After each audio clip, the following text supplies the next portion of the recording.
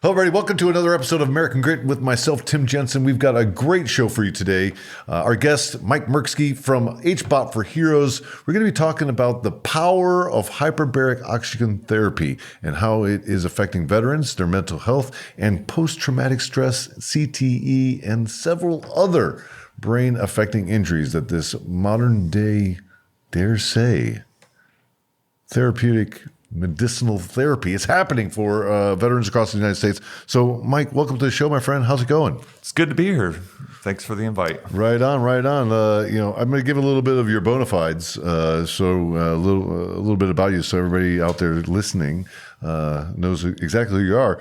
Mike spent 24 years in the United States Army military police, also spent some time with the elite special operations, both in Iraq and Afghanistan, Panama, Kosovo, and beyond. Today serves as the program manager of Extivita, a leading hyperbaric oxygen therapy clinic, and volunteers with Hbot for Heroes, helping veterans heal from TBI, PTSD through cutting-edge oxygen-based therapy. Mike, 24 years in the military, man. Like, tell us about it. Yeah, it was definitely one of those things, ever since I wanted to be a kid, I knew that was the thing. Right. So it was kind of an easy... Was it the Schwarzenegger movies? Was it all the marketing material of the 80s? Yeah, I mean, I definitely grew up in a time where, between, all the, Rambo and everything like that was G.I. Joe. I was primed as a kid to definitely, as soon as I came of age, to join the military. So that's great. That's great. And where did so tell us about your background? Like, what made you join the military, and the paths that you ultimately ended up going and choosing that led you to this incredible adventure that you've been on. Yeah, so grew up in Northwest Ohio, in Toledo. In industrial area, factories were closing down. I mean, like I said, as a kid, I always wanted to join the military, so there was really no other option. Joined up. First duty station was Bragg. Of course, being airborne was definitely one of the things. I wanted to jump out of airplanes, and kind of had the traditional, conventional. Spent my first 6 years at Bragg. Went from private to staff sergeant there. PCS to Fort Hood. Deployed there for OIF 1.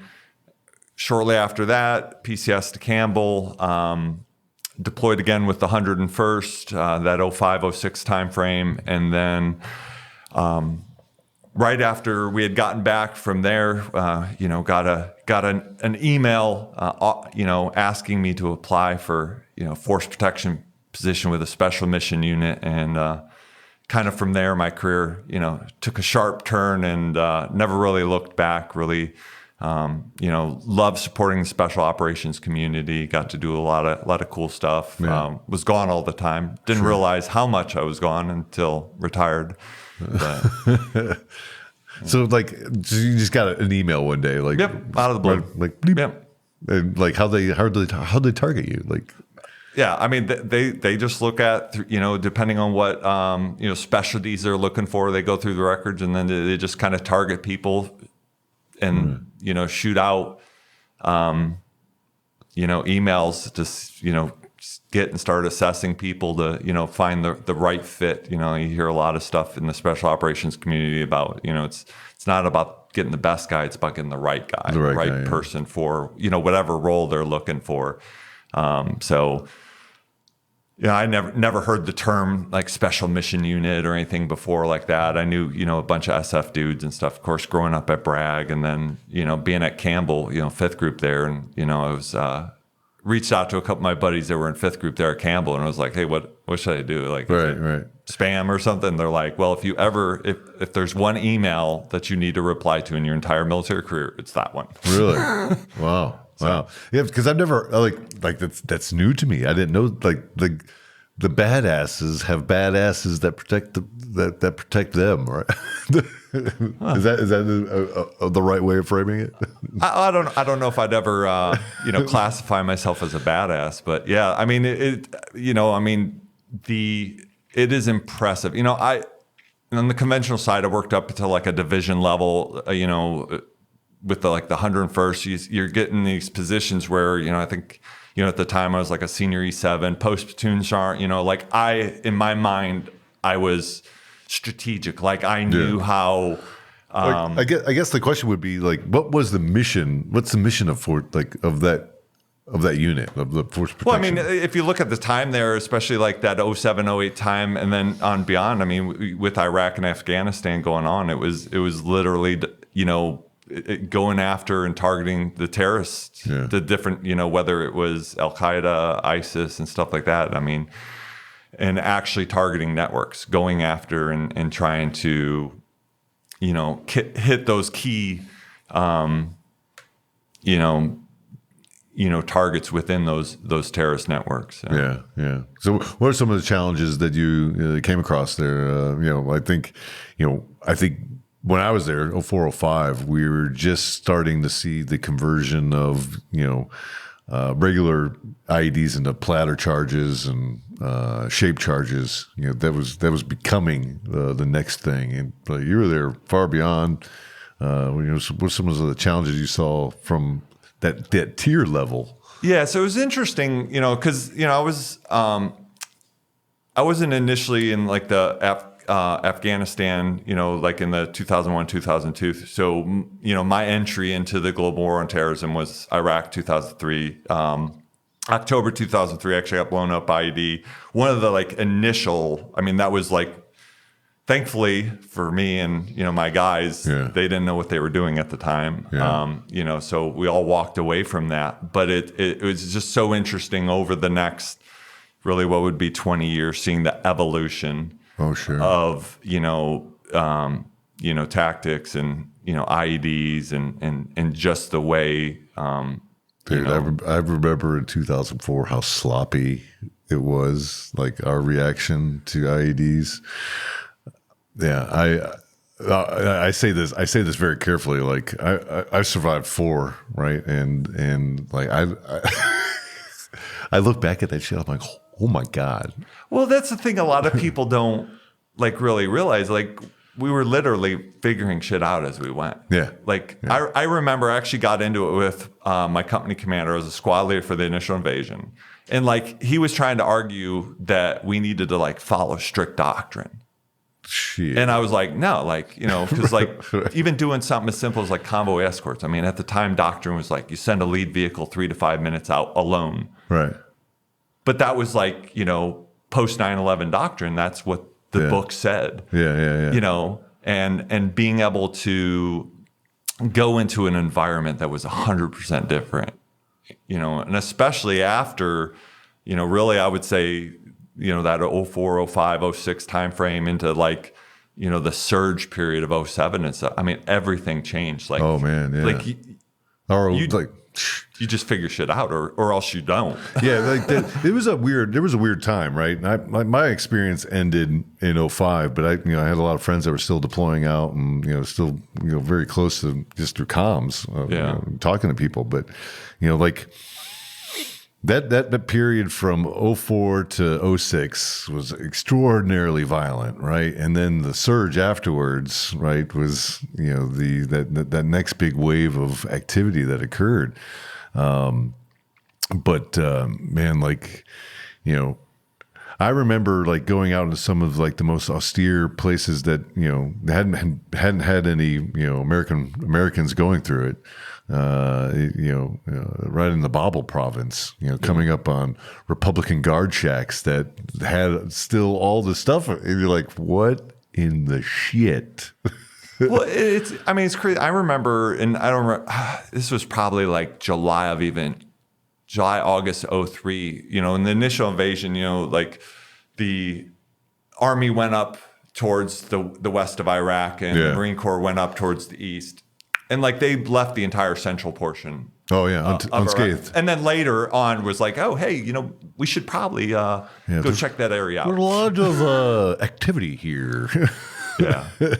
Yeah, I mean, we were, I could go on for days of the activity that was in just the triangle, but it was an interesting time, and again, like seeing the enemy's TTPs like just developing over time from the way that they were shaking down local villages and setting up their own checkpoints, right? To how they're implementing those checkpoints and developing their own serpentine, like tactics inside of Mahmudiya, like larger cities, and shaking down the people there. It was fascinating to watch it develop so quickly, right in front of our eyes. And you're like, what is going on here? But then just to see those things have develop over, again, like that thing went on for well over 10 years. Just the Iraq conflict.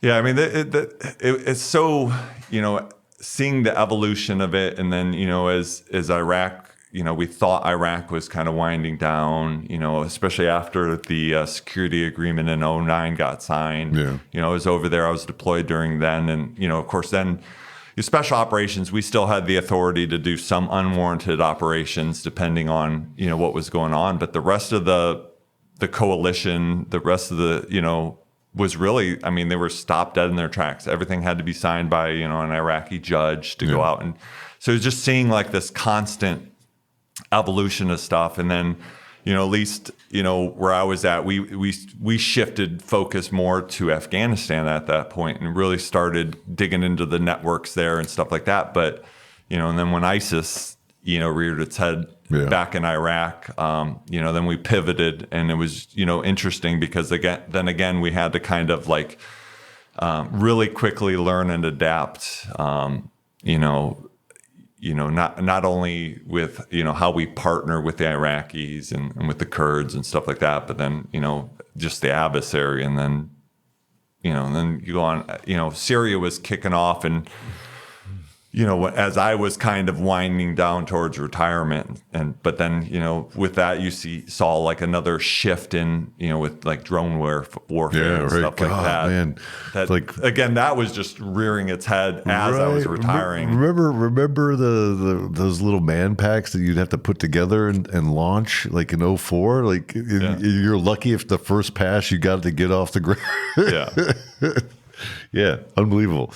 But I want to go back to the ID aspects of the conversation, right? Because I think that's really quite fascinating. Here we are, 20 years with in the rear view of the beginnings of that war, right? We're probably 10 years into some of the most heavy fighting of that war, and we're starting to see some of the the medical conditions of ID exposures, chemical exposures, all the other things that are coming from the global war on terrorism, that's afflicting over 4.5 million veterans currently. And I think the biggest one right now, outside of obviously burn pits, is the ID exposure, and how that is affecting veterans today, where PTS is often being misdiagnosed as brain damage, right? Or I'm sorry, that brain damage is often being misdiagnosed as PTS, right? And we're seeing over and over and over again a lot of these things coming to the forefront, through the medical sciences of these, through football players, like just impact damage to the brain, and the neurodegenerative decline that becomes from that. Well, I mean, I think you're kind of right on both, because it's really both, and that's right. I don't think, I think there's some misdiagnosis goes on, but at the same time, like, for years, I mean, I just read a few months ago the book. I don't remember the author, but it's The Body Keeps the Score. Yeah, exactly. And talking about the actual physical damage that happens from trauma. Like, so we've known for years that anyone, and I mean, obviously we as veterans don't own trauma, but they have proven that someone in a traumatic event will actually affect the brain and actually cause damage to the brain through that. So I think it's both. I mean, I got sent as I was retiring. I guess somebody realized that, I got blown up in '03. no one was getting TBI testing back then. It was literally like, you good? Right. You good to go back out tomorrow? You want your ears flushed? Yeah. And it was literally like, and I didn't even realize, after, we got back to the fob, and again, we were very fortunate. Everyone walked away, TBIs for everyone type of thing. But, I didn't even realize, but they had put my medical records, like a little slip. And it's kind of funny because it's like, soldier, SM, whatever, IED blast, ringing in ears, possible concussion, Motrin, return to duty. Yeah. And that's literally, it was kind of the thing. Well, later on, somebody's going through my medical records and was like, why were you never tested for TBI? So they ended up, and at this point, it was over 20 years. They sent me down to the VA's got an inpatient TBI program down in Tampa, Florida, the VA prep program. Sent me down to that. And, I think in my mind, I had one other concussive event. I was airborne operation, got knocked unconscious for a little bit. I don't even know how long, probably only a few minutes. Yeah. Rang my bell, pretty good, doing the, the feet ass head on the landing type thing. So I went down there to that program, figured, well, I'm getting ready to retire. I might as well have somebody do a, head to toe on me, and it was an eye opener sitting down talking to those doctors, just how many concussive events, I had personally been through that I didn't even think of, they asked, they're like, oh, hey, when was the first time you ever did demo training? I was like, oh, it was like 1996. I got to go through like this demo course. Yeah. Yeah. How much you for? Yeah, and then how far were you away? All the weapons, and the overblast of firing rockets and just doing all this stuff, and that was one of the things he had told me. He's like, yeah, you don't have 2 TBIs, you have countless, right? Of concussive events over 2 decades, and that was one of the things because. The VA does do a lot of like co-studies with like NFL and stuff like that. But that was this doctor, that was one of his points was like, he's like, we know absolutely everything there is to know about a single concussive event to the brain. But the problem is no one just has one concussive event to the brain. And we know absolutely nothing about multiple concussive events. Yeah. And especially, chronic over like an extended period of time. Yeah. Yeah. So I do, back to your point, I think there's, and I think that's part of the challenge is it's a mix of both. We have people that have gone through just ungodly amounts of trauma and not just from like singular events, but, the witnessing of human suffering, some of the just emotional, toll that's taken, especially, putting a human being in a situation that, most human beings are not really designed to, to operate in. So, yeah, or endure. Yeah.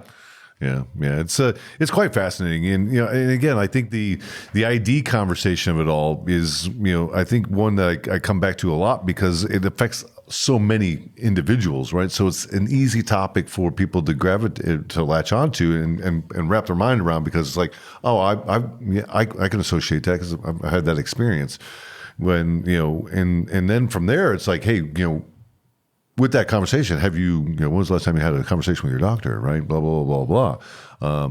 I know from my personal experiences, like my short-term memory is like kaputs, right? So I struggle from, here I am 20 years post my combat experience, and it's now starting, to show its own symptoms in me, post conflict.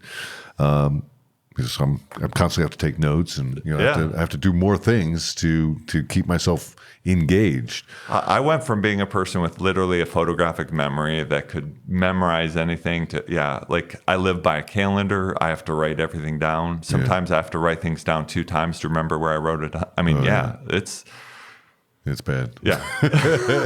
But I'm in my late 40s now, but I mean, as I was, this kind of stuff was really progressing in it through like my 30s and stuff like that to where like, I mean, I think I'm not alone in like a huge concern of things like Alzheimer's, dementia, and other things as I, naturally age, just because of all the wear and tear, from my former life. Well, I think one of the things that I'm learning. I think that Hbot for Heroes is learning through their own studies is the biggest affliction that is affecting the human body is inflammation, right? And the more that we can reduce inflammation throughout our body, the better we are giving our own immune system the opportunity to defeat whatever it is that's going on. And I think that's like honestly the real secret behind the hyperbaric treatment is it reduces the inflammation, which allows for soft tissue regeneration, you see neuroplastic regeneration in instances of the brain, because it's reducing those inflammations and allowing for oxygen-rich blood to get further into the capillaries of distant parts of the body. Right, and think about that. That's amazing. I mean, in essence, you're spot on. It is literally the world's greatest anti-inflammatory. Our executive director likes to joke around that everyone's going to die from inflammation, right. Whether it's cardiac, some kind of cardiac disease or a nuclear explosion. Just the nuclear explosion, you'll die faster of inflammation. right. But it's all literally inflammation. Mm-hmm. And since I got introduced to Hbot, and not only as I guess a patient, but then now kind of working in the industry and then volunteering, with Hbot for Heroes, I've learned so much that it's mind blowing.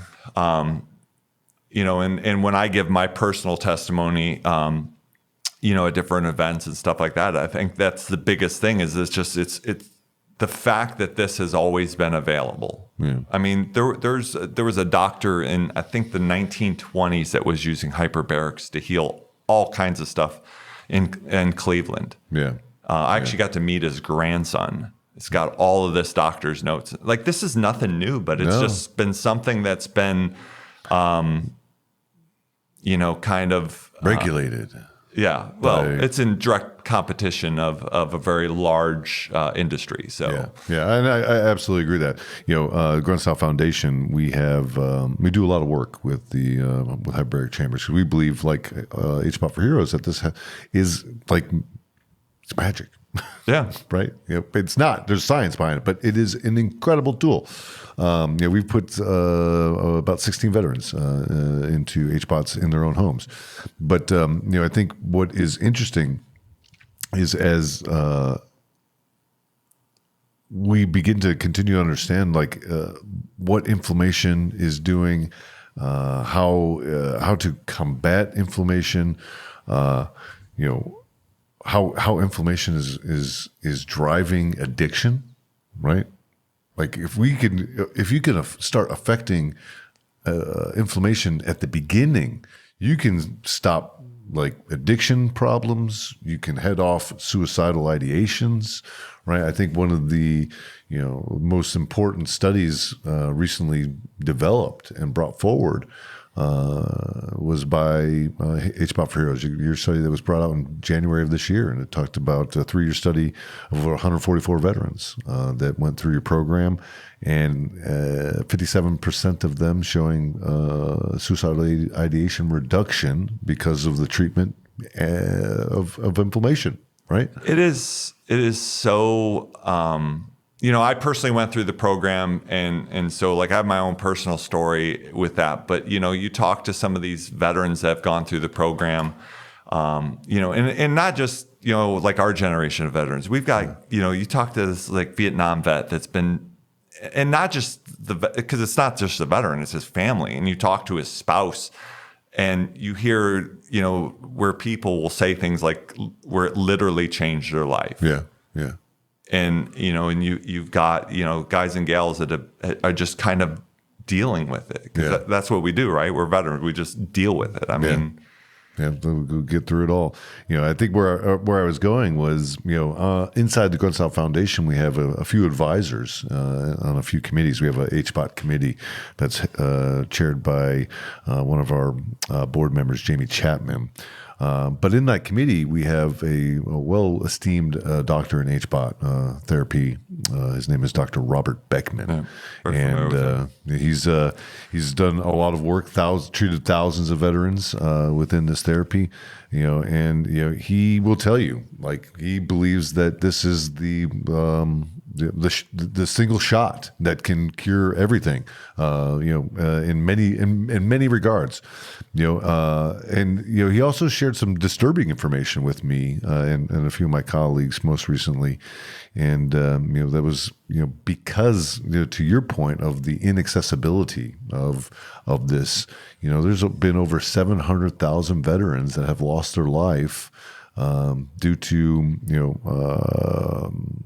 diabetic foot ulcer amputations, that had they had access to hyperbaric chamber therapy within the first 3 years of the amputation, they would have changed their outcomes and saved them their lives. What's mind-blowing about that is the fact that that's actually an indication that's approved by the FDA for use of hyperbaric oxygen therapy. Right.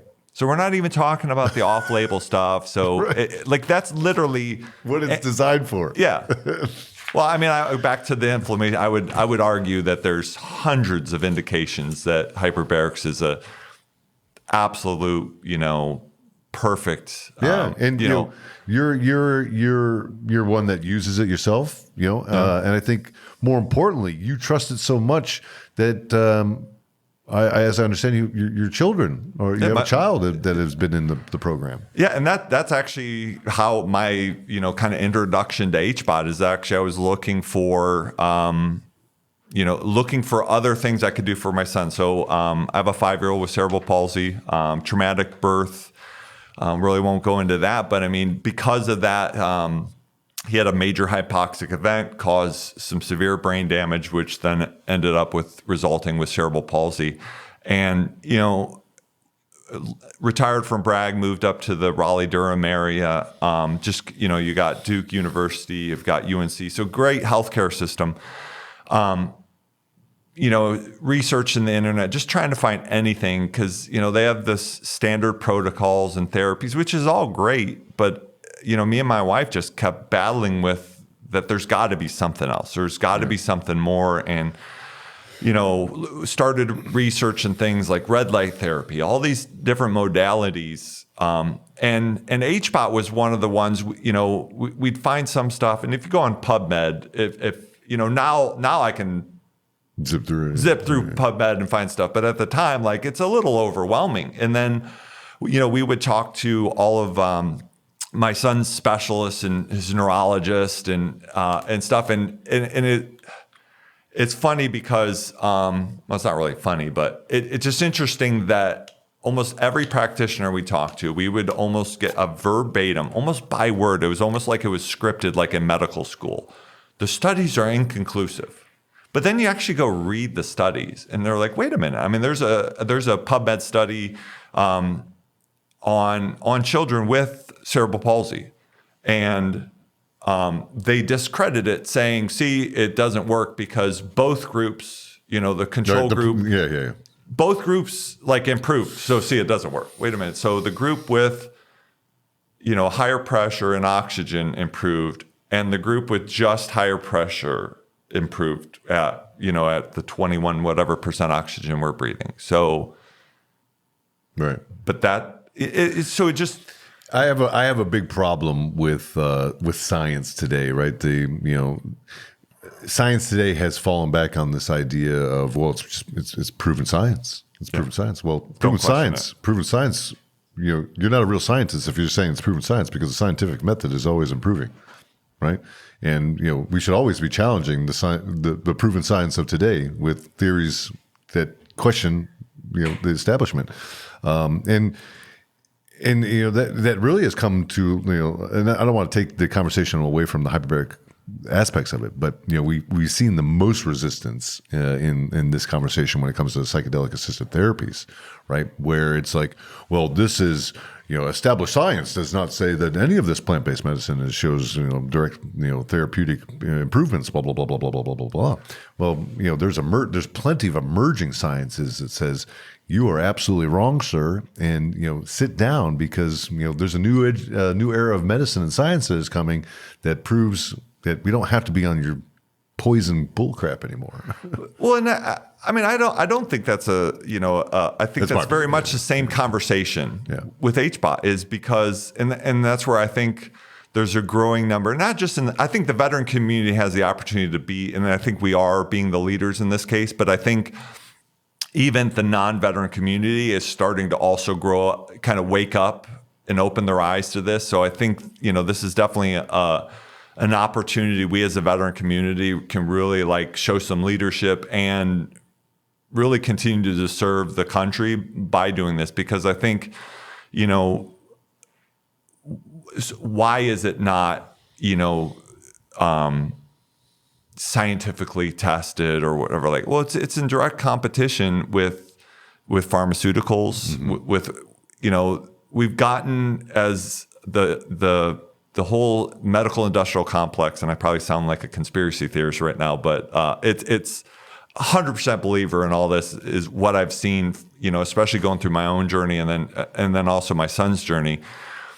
We're not even going to look at anything other than, and you talk to, providers, and they're taught, symptom management. This symptom, you do this for. There's no root cause analysis. There's no further, they're just regurgitating what they were taught. And I've gotten into some deep conversations with some different providers, and even with what I've learned from the study I've been doing on hyperbarics and what it's doing, internally inside your body. And this is coming from someone that literally I think I've taken high school biology, and I think I took a college biology course. So that's about the extent of my scientific stuff. But you get into these conversations and you lose even half the doctors, unless they personally have researched it, or it's a functional medicine doctor. Well, how dare you question their medical expertise? Yeah. Well, when I went down to that VA program, that TBI and patient program, that was a huge eye opener for me, and I would say that's what started my own personal exploration. Because I was always one of those guys who can outwork everything. You can outwork a bad diet. You can outwork, excessive drinking. Any bad decision that you personally want to make, you can just outwork it. You can outrun it and outlift it. And that's literally pretty much how I ran my life, except for the fact that I was losing that battle and I didn't even realize it. I woke up and all of a sudden, I had someone with these tests where I was pre-hypertension, pre-diabetic, and, literally killing myself because of and this is years before I even learned about hyperbarics. This was a couple of years before I ended up retiring. But it made me come kind of face to face with myself, of realizing that I had to make better decisions. I had to start changing my diet, and that really kind of, I would say, prepped the battlefield for later on in life, as then all of a sudden having a special needs kid that I had to be the advocate for. Yeah. If I wanted something more than just kind of the status quo of, okay, well, we can put them on these different medications. At one point they had my son on gabapentin. And then for what? One, we got him off of it right away when we realized, what they said it was going to help him with wasn't doing anything. And then, even recently, I think last year, there was a study about all these terrible side effects of long-term gabapentin use and stuff like that. And it's just so thankful. But all that in my own kind of personal journey, I think, as a father, I wouldn't have been prepared to advocate for him in that way if I hadn't kind of seen behind the curtain of some of these things, and seeing that I kind of had to take my own responsibility for my own care, for my own health, dealing with it, because all these things like, TBIs and all the effects, you just deal with it. That I didn't realize, I dealt with migraines for 20 years, over 20 years. Because, I started having migraines after the IED blast in 2003. Yeah. Went through the hyperbarics program. I haven't had a migraine since. Not one. I barely get a headache anymore. Yeah. So. Yeah. It's pretty incredible, man. Like, and that's why I speak so loudly, towards the VA and saying, hey, like, these are real therapies. Like, what would you do if you knew that there were Hbots in VA facilities around the country that are just not being used? I'd be pretty infuriated. I would love to,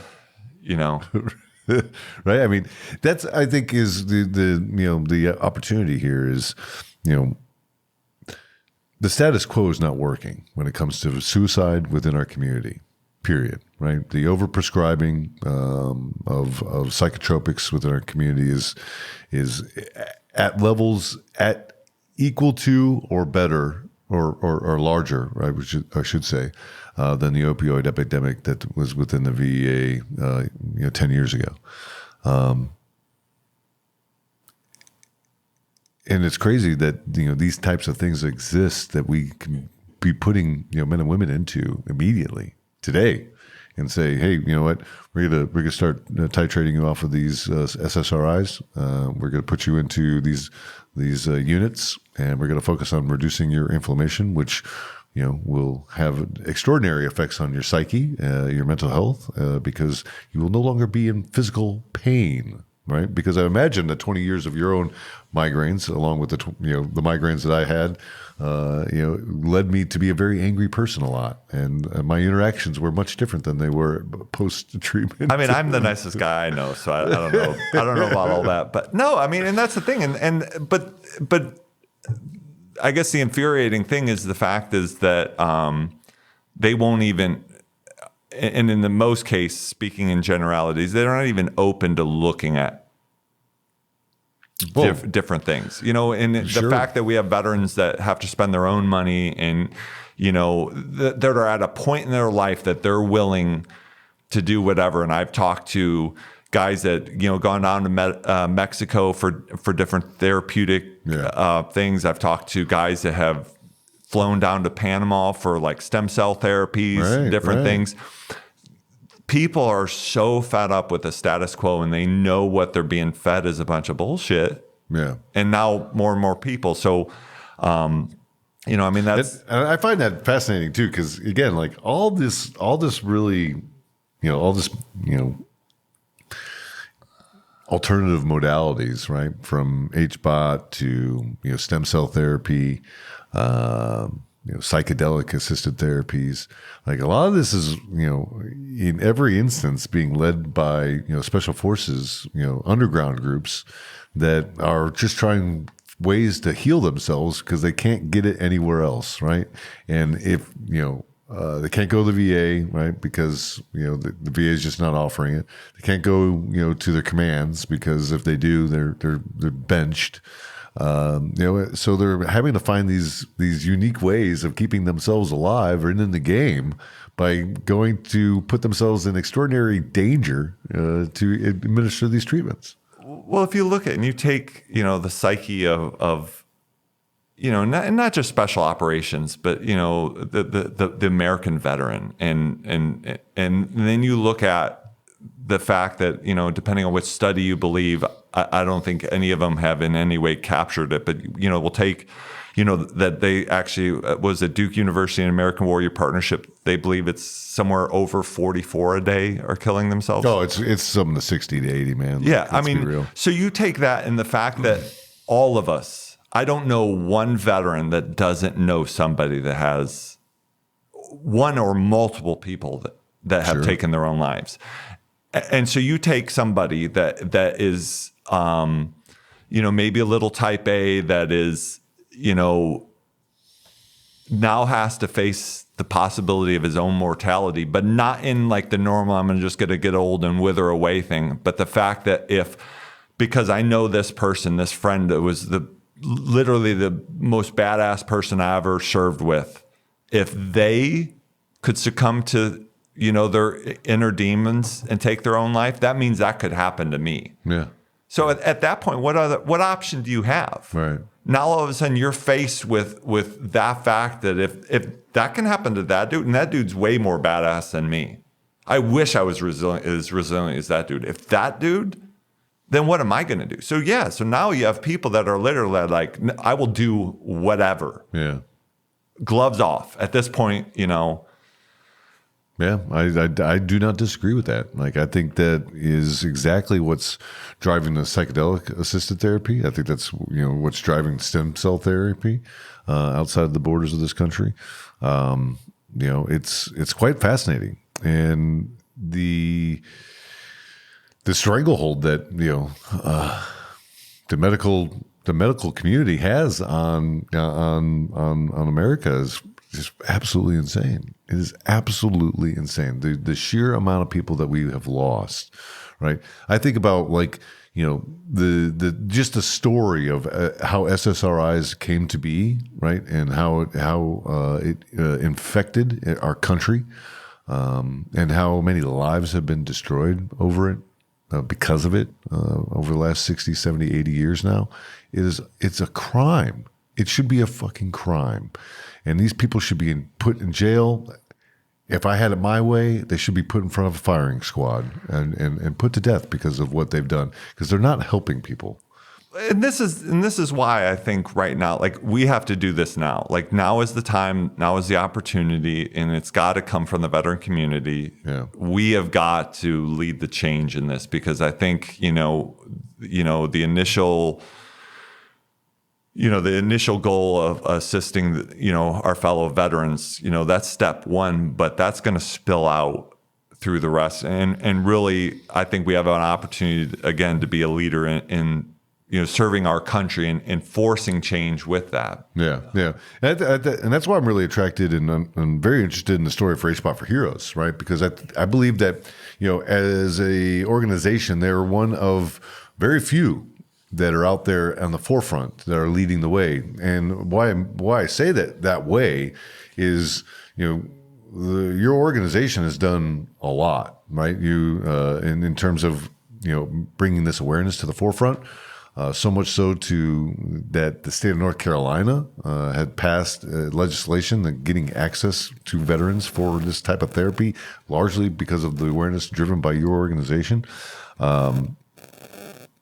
I think it's like that is the leadership that I'm excited to continue to see from the veterans across this country, of standing up and saying, hey, we can make a difference, right? And we're going to start with our community, and we're going to start here in our own state, and we're going to get other people to get involved too, because now I believe there's about 3 other states that are looking at this type of legislation. Yeah, there's actually more. I don't remember offhand, but I want to say there's actually been 14 now that have actually passed legislation.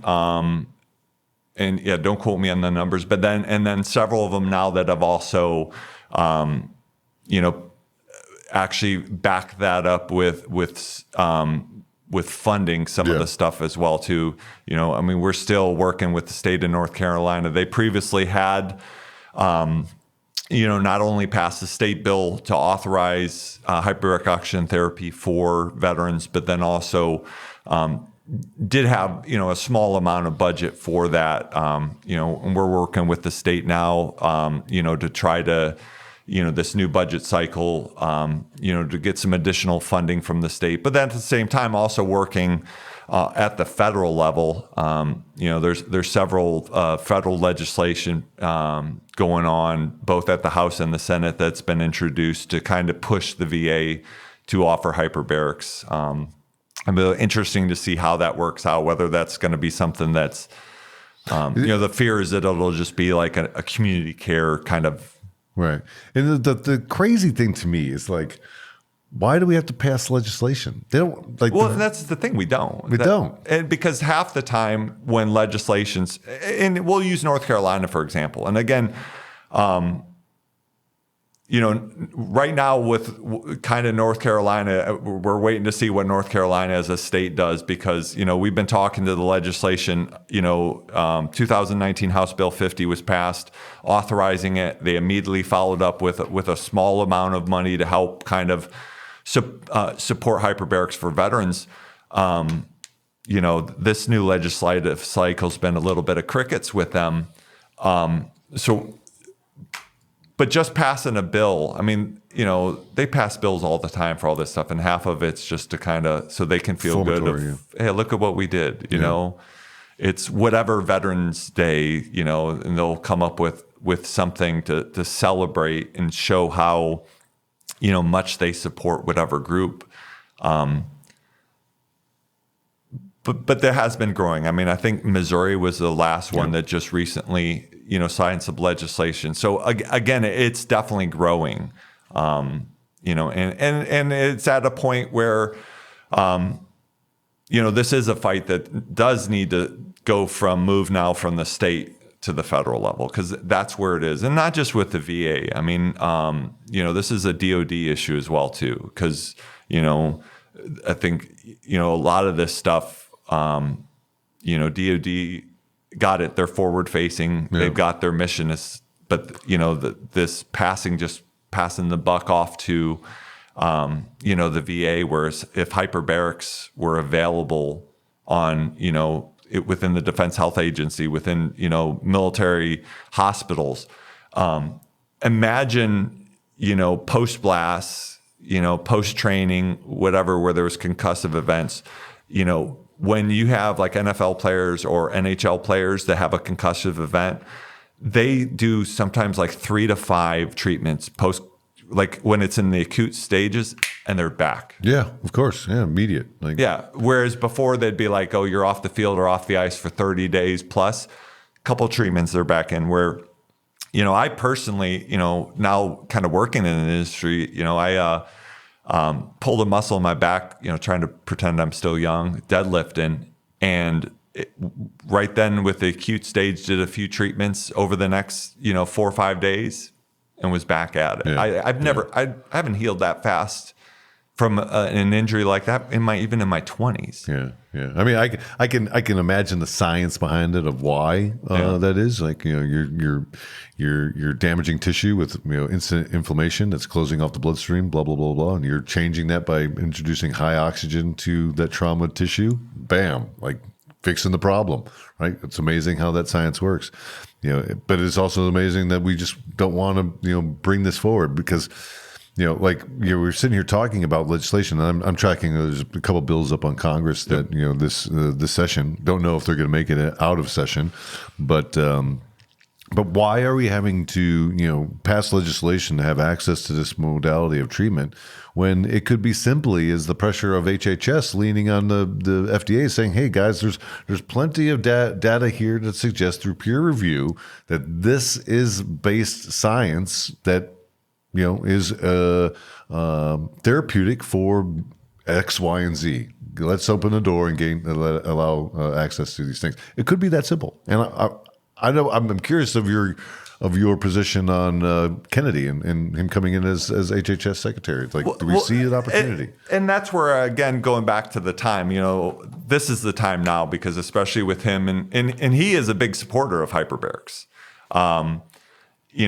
I also understand he's in a very uphill battle with everything. So, I'm not sure where things like that, fall into his priority. But,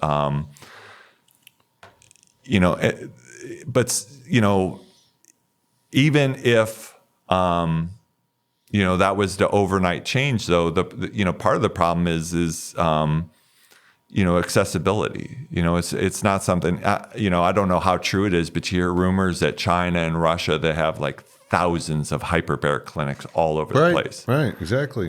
So it's accessible, and whether it's, doing something where you have a clinic like Extivita where, there's multi-place chambers where, you can kind of at scale get a lot of guys and gals in there and treat, or, what I love about what you guys are doing is, there's veterans that can't make it in and have access to like a clinic like that. And there's a few other smaller clinics around the country that are also doing that and treating veterans. But, so giving veterans the option and the accessibility of doing it in their own home, I think it's going to be, both kind of options spreading and in creating access.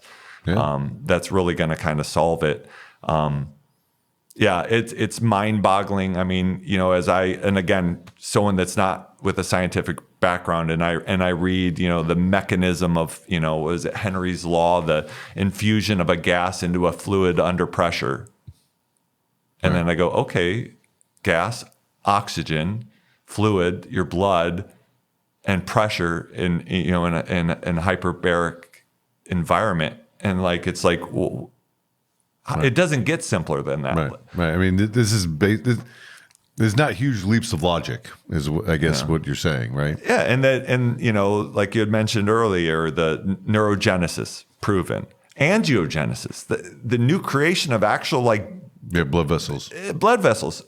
There's something I forgot after how many treatments, but it's something like and this is all documented, proven, over an 800% increase of stem cell activation in your own body. So it's actually triggering your own body to start reparative nature. So getting down to bone density, right? And again, this is all been clinically peer-reviewed, double-blind, whatever you want to call it. This has all been proven science that this happens. Yeah, and it's just baffling. Well, it's at this point it's clear as day. Right? It's no longer baffling. It's clear as day that these types of treatments, as well as others, are just not allowed to be had for people like you and me. Well, but I mean, you look at you take my son. 5-year-old with cerebral palsy. I'm not an idiot. I know nothing's going to heal his cerebral palsy. Sure. But we have seen, and again, that was my introduction to hyperbarics, was, searching for something for him. And we have seen, everything from increased trunk strength. So he has dystonic cerebral palsy, so he has low muscle tone in his trunk and then high tone in his arms and legs. He's nonverbal, but we're hearing him make sounds that he's never made before, playing around with different tones and volumes. We started noticing he wanted to move around more ever since doing it. These were real things that we were physically, seeing. Yeah. And, but we were concerned as parents. We're if do we mention? And at first we didn't tell any of his his kind of care provider teams, because we were concerned. What are they? Oh, you're going to take. At the time he was. I think he was either right before he turned 4, or he had just turned 4 when we started. And, it was one of those things are we going to be someone's going to call, Child Protective Services because we're putting our child. Yeah. Yeah. Well, I've seen it with my own eyes. My dear friend, Will Wisner, the executive director of the foundation, he's been through the program, several times and uses it himself. A little bit about his circumstances. He's got some toxins inside of his body that are stored in the cartilages.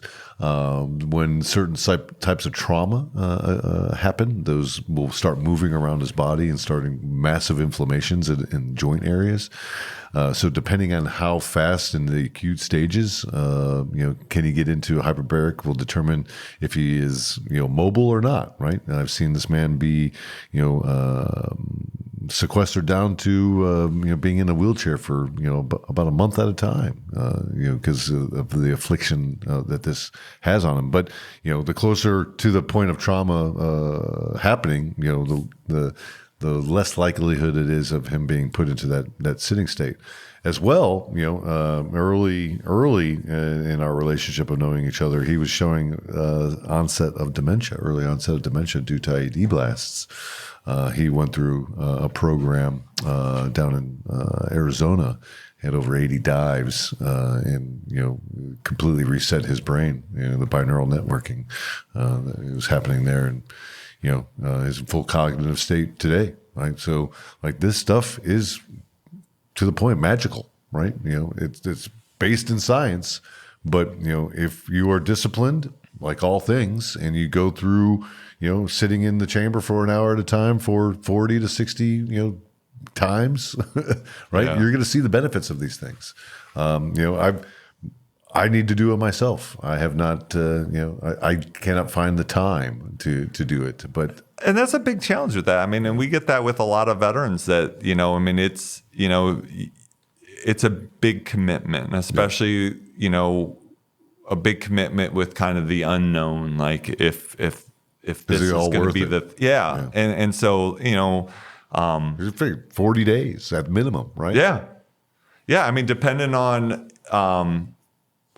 how you're able to do it. I mean, and, you still got life, you still got family, still got a job. So it's juggling all those things. But I mean, we'll see where we'll have, it's even not uncommon outside of our clinic to see like a van, or we've even had a couple of RVs where people literally will come down and park out in the parking lot. And like, they're like, nope. Yeah, we're here for a couple of weeks. Yeah, yeah. Do what I got to do. Yeah, there was a house that Will was a part of, right? It was like 4 or 5 people living in the house, and all of them were just rotating through this treatment, right? It's not uncommon. Yeah, because it is extraordinarily expensive, and the time commitment is just probably the most critical of it all, right? In my opinion, what's keeping me from doing it. Yeah. I mean, and that's, making it accessible to more people, I mean, is definitely, the challenge, it's a challenge we're trying to figure out, like, how do we do that? We've got the clinic right there in the RTP area of Raleigh, in the Raleigh-Durham area. We're looking at standing up at another clinic right outside of Lejeune, right there in Jacksonville. But,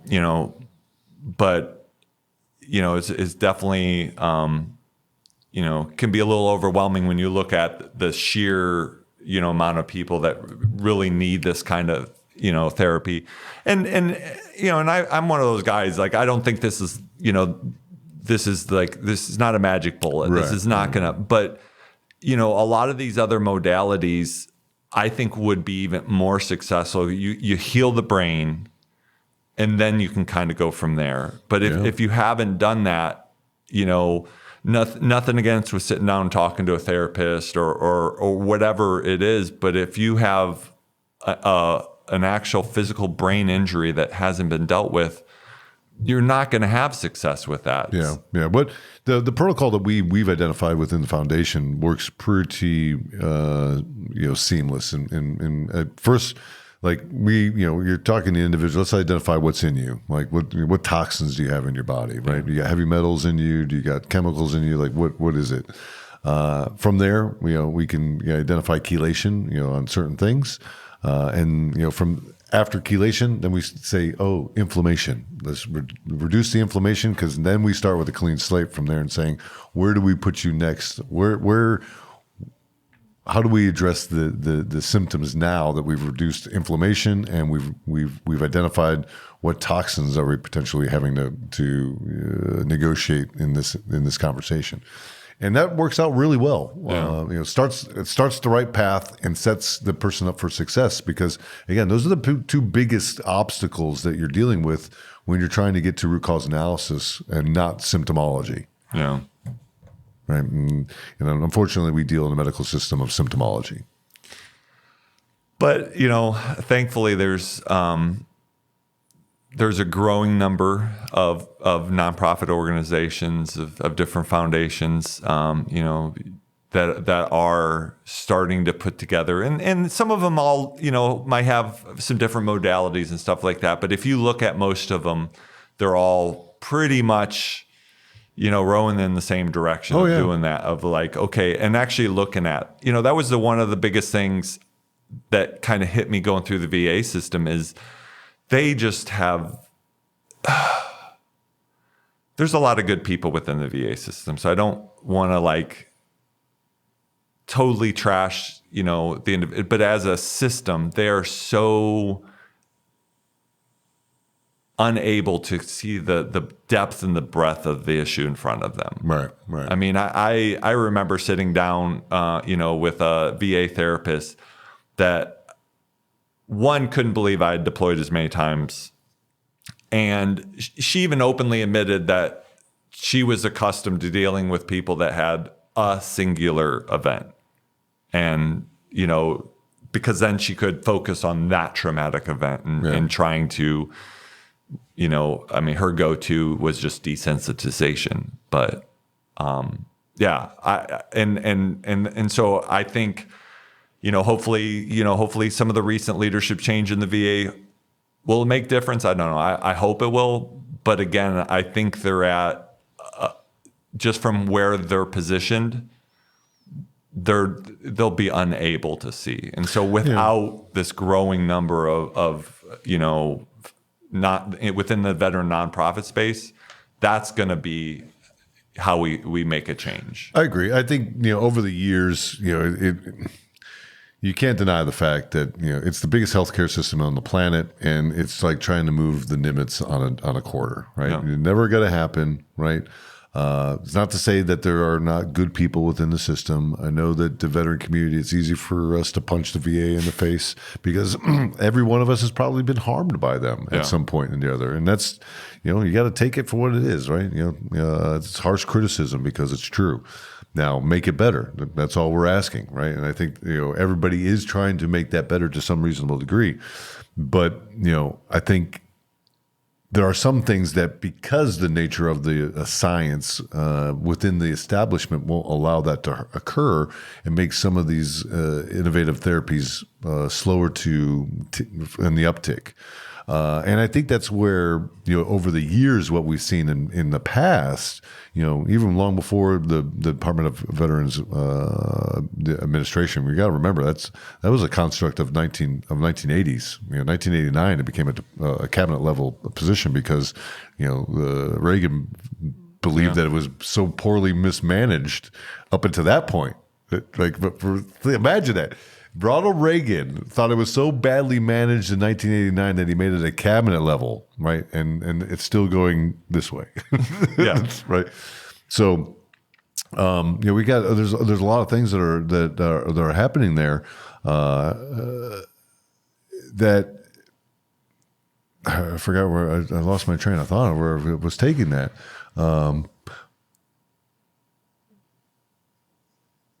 I think that the uniqueness of the needs of the veteran today are different than what they've been in the Vietnam and World War II. It's not to say that the exposure is different, right? War is war, right? Yeah. Munitions, violence, death, right? Yeah.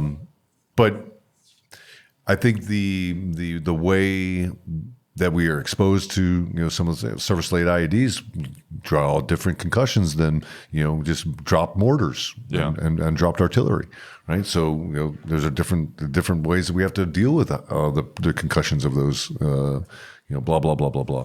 So, I think what we have is, a system that is old, has its own beliefs, is trying to service, a new generation of individuals and don't know how to do that. And there are tools that are available, like vouchers, because that come from like the old system. Like before, it was the Veterans Affairs, right? That we should be looking at, right, for hyperbaric, for psychedelic assisted therapy. And that's where I was going at. Is like, the Community Care Act is an expression of the voucher system, right? The main body can't support the medical treatment. Go to these specialists that are innovative out in the community and get it done. That's all we're asking, I think. Yeah, and it's something that, is getting better. I mean, I even, I get chiropractic care through the Community Care Network. Yeah. And when I initially started, 4 or 5 years ago, it was literally me fighting to get that as a pain management for my back versus being on opioids. Yeah. Right. Like, and the fact that I had to kind of fight that because, here's your menu of pain management. Why just select one of these? Yeah. So won that fight, but even then in the early days, like I remember, I forgot, it was like 6 weeks of chiropractic care they authorized me. And at the end, they wanted me to get x-rays and MRIs again. Like chiropractic didn't like fix my back. It didn't undo 25 years of wear and tear and abuse. And, and again, that ended up being in our fight, finally won it, and thankfully the primary care doctor I had at the time, even he was like, yeah, that does seem stupid that we would re-x-ray you and do another MRI on you. And now, fast forward 5 years, now my chiropractor can just send them a note saying, hey, he needs to be re-upped or whatever. And now it's moved, but when you talk to other veterans, though, that's not the same. Yeah. So it's very anecdotal, and other veterans, I went to dinner last night with a few guys that I was in Iraq in 2003 with. Two of the other guys I was at dinner with one of them was my driver in the truck when we got blown up, and the other one was the other guy was the team leader in the second truck that also got hit, by this daisy chained ID, and the third guy was the guy actually watched it happen. Yeah. I mean, so, and one of them, even though like he literally was in a vehicle hit by an IED, cannot get the VA here to test him for TBI. Yeah. Yeah. How is that possible? And he's tried multiple times. Yeah. It's a broken system, man. Yeah. It's a broken system. And unfortunately, the only people that are getting hurt are the people that it's built for. Right. And I think that's unacceptable. And we if there's any generation that has the ability to change it, it's ours, I believe. Well, and I think that, I don't know. I know some people are a fan of wanting to completely get rid of the VA, and they put that. I don't think that's the answer. But I do think organizations like Grunt Style Foundation, Hbot for Heroes, what we're going to do is we're going to make the change, and then we'll bring the VA along with us. I firmly believe that's the way, right? It's how government's supposed to work, right? Where private industry, the people will come up with the ideas and drag government along with them, right? That's how it's supposed to be. That's how the republic is designed, right?